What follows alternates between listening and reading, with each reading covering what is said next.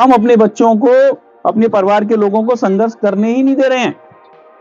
हम उनको मजबूत नहीं बना रहे, हम उनको वीक बना रहे हैं। आप देखो, जो मजदूरों के बच्चे होते हैं ना, वो गंदगी में भी खेलते हैं, फिर भी उनकी इम्यूनिटी इतनी बूस्ट होती है कि उनका कोई फर्क नहीं पड़ता, क्योंकि उनकी बॉडी की जो इम्यूनिटी बचपन से लड़ रही है, और हमारे बच्चों की इम्यूनिटी डेवलप ही नहीं हो रही।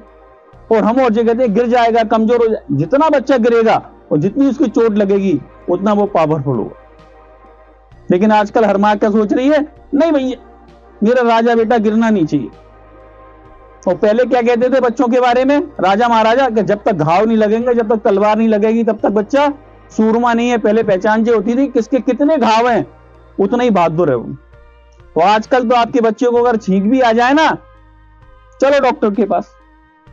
अंदर जो डॉक्टर बैठा है उसको काम हम करने ही नहीं दे रहे हैं, उस पर विश्वास ही नहीं है, इसलिए वो चुपचाप बैठ गया, कहता कर ले इलाज। अगर साल भर में हमने 2 बार भी एंटीबायोटिक खा लिया ना, तो हमारे पेट के जो गुड बैक्टीरिया हैं सारे मर जाते हैं।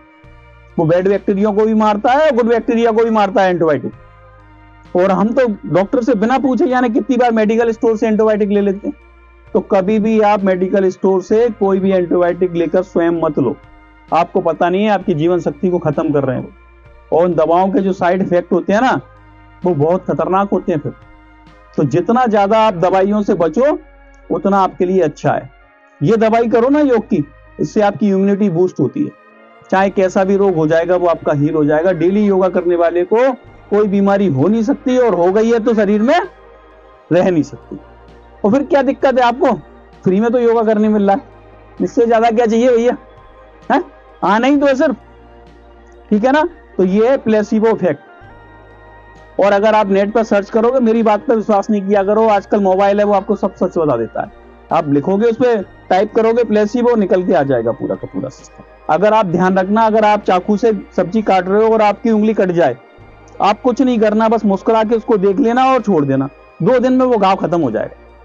लेकिन अगर ऐसे में कोई पागल है, ओ मैया जी तेरा हाथ कट गो, देख तो तेरे खून हटो नहीं देखने कर गो, अब वो कुछ नहीं हो सकता।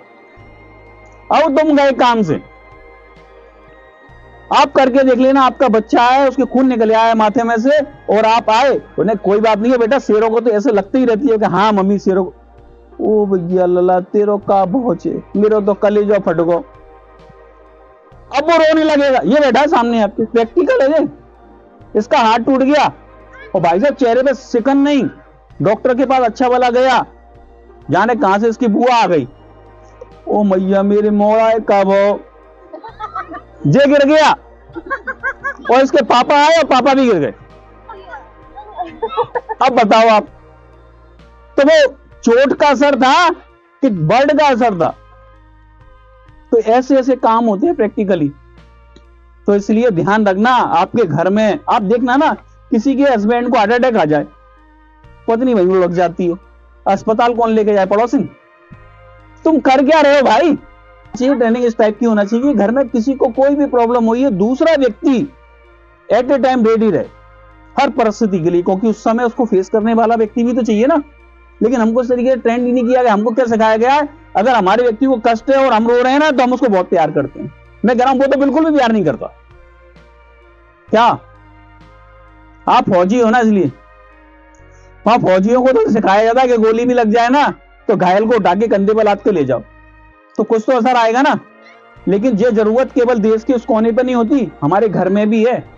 अब मान लो हमारा पति तो गया है बाहर और बच्चे को हो गई कोई दिक्कत, तो इतनी स्ट्रांग होना चाहिए कि अकेले लेके हॉस्पिटल चली जाए, उसका इलाज करा ले।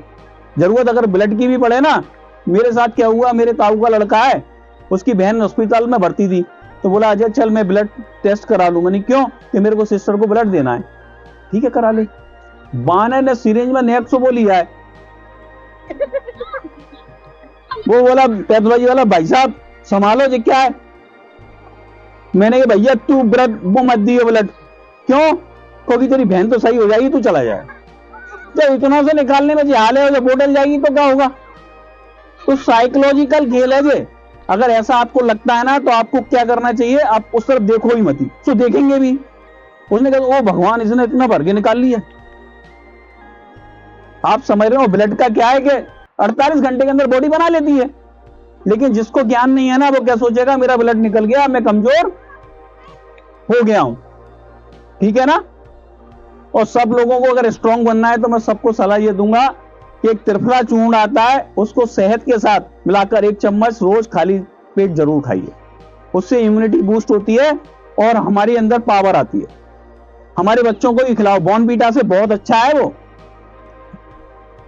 नहीं, पानी नहीं, 1 चम्मच डाल लो कटोरी के अंदर त्रिफला की और 1 चम्मच डालो शहद और चाट लो उसको बस, और आधा घंटे तक कुछ भी खाओ नहीं। कहते हैं हर वेड़ा आंवला जो पानी संग खाए, हाथी दावे कांख में और 3 कोस ले जाए। और दूसरा क्या लिखा है कि हर वेड़ा आंवला जो शहद संग खाए, हाथी दावे कांख में और 5 कोस ले जाए। पुराने समय का सबसे पावरफुल चीज है ना तो त्रिफला है, आपको कभी जीवन में बीमार नहीं होने देगा। लेकिन अभी आपकी जो बरसों से गंदगी है ना, उसको वो खुरच खुरच के निकालेगा तो आप परेशान हो सकती हो कि अरे जी क्या हो रहा है, तो पेट में पानी हो रहा है, पेट ज्यादा साफ हो रहा है, तो कचरा अंदर जमा है। तुमने देखा हो भगोनिया में अगर कोई कचरा ज्यादा जम जाता है तो क्या करते हो, उसको गर्म पानी डालते हो, फिर फूलता है वो, तो कहोगे अरे बहुत गंदगी हो गई। वो गंदगी नहीं हो गई, आप ब्रश चलाओगे तो क्या होगा, पूरी की पूरी बाहर निकल जाएगी। ऐसे ही वो जो मोटापा बढ़ रहा है या चर्बी है, वो सारा का सारा वो त्रिफला निकाल देगा। 3 महीने लगातार इसका सेवन करना चाहिए, फिर 15 दिन के लिए छोड़ देना चाहिए और फिर 15 दिन बाद फिर लेना शुरू कर दो। तो है ना अच्छी बात। चलो आज के लिए इतना काफी है।